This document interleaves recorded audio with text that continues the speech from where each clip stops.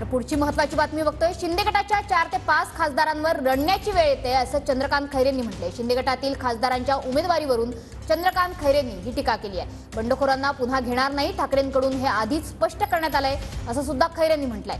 आमदार उदयसिंह राजपूत यांनी आज चंद्रकांत खैरेंची भेट घेतली आहे। साहेब काय सांगाल, अनेक आमदार गेले, संभाजीनगर जिल्ह्यातले सगळे आमदार गेले, फक्त एकटे आमदार राहिलेले आहेत, त्यांनी आता तुम्हाला शुभेच्छा दिल्यात। यांचं त्यावेळेचं स्टेटमेंट इतकं जबरदस्त होतं, मी माझ्या आईला सोडणार नाही, मी माझ्या कोणाला सोडणार नाही।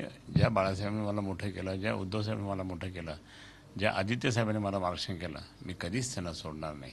आणि म्हणून यांच्यामुळे ते खोके समजले की 50 खोके कसे आहे, यांच्यामुळे समजले। यांच्या समोर जे 50 खोके आले होते ना, पण यांनी ते झिडकारून टाकले, त्याने की मी इतका विकणारा माणूस नाही आहे। आणि म्हणून आम्हा सर्वांना, उद्धवसाहेबांपासून आम्हा सर्वांना त्या ठिकाणी यांचा खूप अभिमान आहे, खूप अभिमान आहे।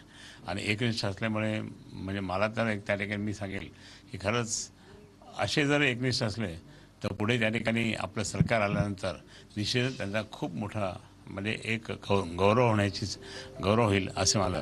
आणि मला एक मोठं बळ मिळालं ना, मी सुद्धा कुठं फुटलो नाही, काही नाही, आम्ही दोघंही एकनिष्ठ आहोत।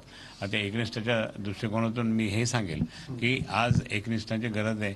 काय झालं ह्या लोकांचं, 13 खासदार फुटले, 4-5 लोक तर अजून रडायला लागले।